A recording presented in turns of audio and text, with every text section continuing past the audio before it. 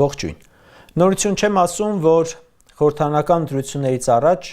բավականին ոչ նախանձելի վիճակում ենք գտնվում ազգովի։ Բոլորն են ոչ նախանձելի։ Ընդդիմությունը չգիտես ինչու պետք է բացատրի, որ ժողովուրդ Նիկոլը վատն է ու ինքը կարող է էլի ընտրվել, եթե իրեն դեմ լինելով չգնա կընտրելու մեկ այլի։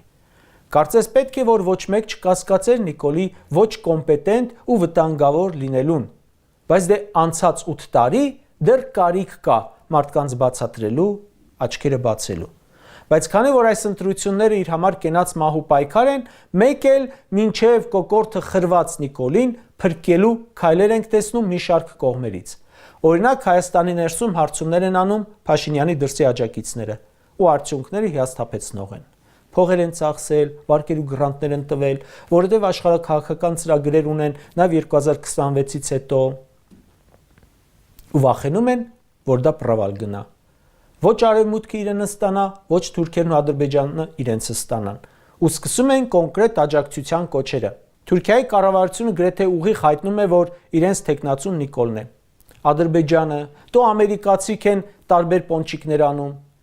Ամենագլխավորը չկա, ներքին աջակցությունը, ընտրողից։ Չէ, ներսում են ստանում աջակցություն, բայց էլի ոչ ժողովրդից, այլ ընտրություններին մասնակցող, դեռևս չմասնակցող ու դեռևս տատանվող մի շարք ուժերից։ Դրանցից ամեն մեկին կանդրադառնանք իր հերթին։ Այս պահին անդրադառնանք վարչապետի տեխնացուի, որը արդեն շատերի կարծիքով ջուր է լցնում Նիկոլի ջրաղացին ու գիտեք ինչպես։ Առաջարկում է Նիկոլի ամենաուժեղ երկու մրցակիցներին, օրինակ, դուրս գալ մրցապայքարից, որ հարցնում են ինչի համար, ասում է, որ Նիկոլը չընտրվի։ Դուք էլ տրամաբանություն չտեսաք։ Ես էլ։ Այ օրինակ ում օգտին է այն, որ Նիկոլի համար մեկ արմատական մրցակից Քոչարյանը, որը նախորդ ընտրություններում 21% ձայն է տարել, դուրս գա պայքարից։ Բնականաբար Նիկոլի ու դե մեկ էլ ադրբեջանա-թուրքական զույգին, քանի որ Քոչարյանն է։ Ակնհայտ է, չէ՞։ Ժորժ ջան, ընդունենք, որ շատ անհարմար վիճակ է։ Այն պահին, երբ պետք է ուժերը կենտրոնացնել Արցախը կործանած ու Հայաստանը սկուտեղի վրա թշնամուն մատուցող խմբակի վրա, ի հայտ են գալիս ուժեր, որ ասում են ձեր եռանդը մի քիչ էլ ուրիշ կողմ ուղղեք։ Օրինակ նույն նախկին ՄԻՊ Թաթոյանն առաջարկում է, որ Քոչարյանը չմասնակցի ընտրությունների, որովհետև իր հաշվարկներով դա կհեշտացնի Նիկոլին հեռացնելը։ Իր կարծիքով, իր հաշվարկներով, ընդամենը։ Ինքը վստահ է, որ այն ինչ ինքն է առաջարկում ճիշտ կարող է լինել։ Կարող է, հիպոթետիկ, գուցե, իսկ եթե ոչ իրականում, այսինքն եկեք ամեն 5 տարին մեկ մի փորձարկում անենք, տեսնենք որը կկպնի, ոչինչ որ այդ ընթացքում երկիրը վարի է տալու։ Տեսնենք էլի։ Թաթոյանը, որ իրեն դրել է Նոստրադամուսի տեղը, կարող է ճիշտ է դուրս գալիս։ Անլուրջ է, չէ՞։ Բայց այս մարդը էդ ասում։ Լուրջ դեմքով, կոստյում փողկապ հագած։ Ճիշտ է, պարզ չէ, թե ինչու հատկապես իր կանխատեսումը պետք է ճշմարիտ լինի։ Բայց դե ասում է, վստահ է խոսում։ Հիմա ես, լրագրողս, ասեմ չէ, արի դու հրապարակում ինքնահրկիզվի, կարծում եմ, չէ, վստահ եմ, Նիկոլի խիղճը չի դիմանա անմիջապես կհեռանա, քո էլ արձանը կկանգնեցնեն մեր սերունդները որպես երախտիկի նշան։ Կարող է մտածեք այս մասով էլ։ Ինչ է, լուրջ չէ, այդ ձերն էլ է անլուրջ, որովհետև առնվազն 100 հազարավոր քաղաքացիներ մտածում են, որ հենց Քոչարյանը պետք է ու կարող է հաղթել Փաշինյանին։ Իսկ օրինակ ես մի մարդ չեմ ճանաչում, որ ասի ոչ, Թաթոյանը կարող է, իսկ ինքը չի հավատում, որ կարող է լուրջ դերակատարում ունենալ այդ գործում, էլ ուր մնաց հաղթի, ինքը հաղթի։ Իսկ Թաթոյանի մասնակցությունը արդյոք ձայների փոշիացում չէ։ Քոչարյանինը վստահաբար ոչ, իսկ Թաթոյանինը։ Գիտեք, տարօրինակ է, երբ մարդու իրավունքների պաշտպան աշխատածը հանդես է գալիս մարդու իրավունքի սահմանափակմամբ։ Այս ընտրություններով Փաշինյանից ազատվելու գլխավոր տարբերակներից է այն, որ որքան հնարավոր է շատ արժեքավոր ձայն ունեցող խոշոր դաշինքներ մասնակցեն եւ յուրաքանչյուր ընդդիմադիր քվե կգտնի իր տեխնացուին, որ անտարբերները դուրս գան տանից ու գնան ընտրության, բայց այս պահին, երբ ՔՊ-ն փորձում է համոզել, թե իրենք արդեն հաղթել են, որ մարդկանց մեջ անհուսություն մտնի ու չգնան ընտրության, վարչապետի թեկնածու առաջադրվածներից մեկն էլ կոչ է անում Ռոբերտ Քոչարյանին չմասնակցել ընտրության, գուցե չպատկերացնելով, որ այդպիսով բազմահազարներին դրդում է ընտրության չգնալ։ Քոչարյանի ընտրողը նրան էր պատկերացնում երկրի ղեկավար ու նրա չմասնակցելով կարող է եւ չգնալ ընտրության։ Ես չեմ հասկանում, թե ինչով է Քոչարյանի ընտրություններին մասնակցել է Օգուտ Նիկոլին։ Քոչարյանին ինադու Նիկոլին են ընտրում, թող Թաթոյանին ընտրեն։ Ասում եմ, Նիկոլի օրակարգը կառուցված է ռուսների վրա, նախկինների վրա, եկեղեցու վրա։ Ուստի նախկինները պետք է դուրս գան պայքարից,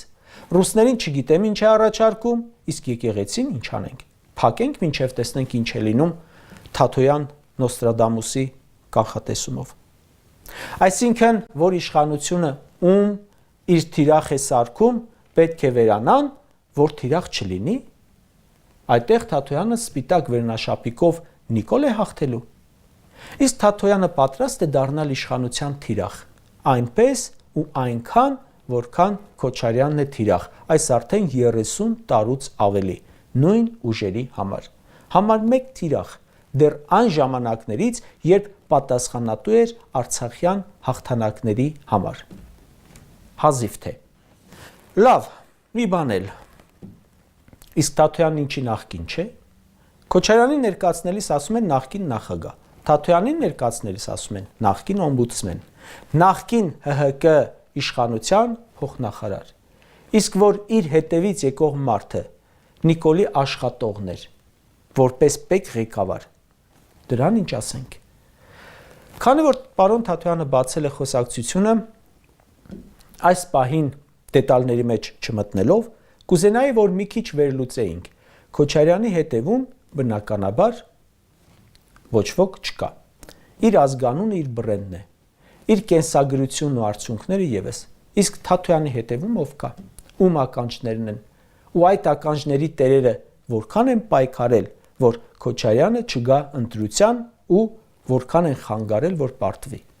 Որտեղից է եկել, ում թաքուն հովանու ներքո, այս պահին չանդրադառնամ։ Ցավում եմ, բայց շատ բան գիտենք, կարելի է երկար ծավալվել։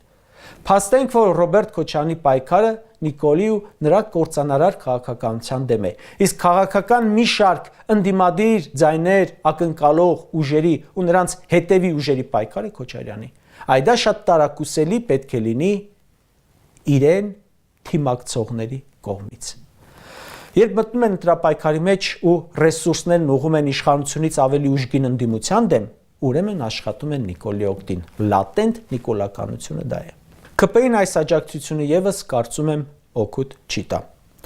Դաշտ է նետվել մյուս, այսպես ասած, խուլիգանությունը, ինչ որ դզած, փչած, լվացած, արթուկած հարցումներով։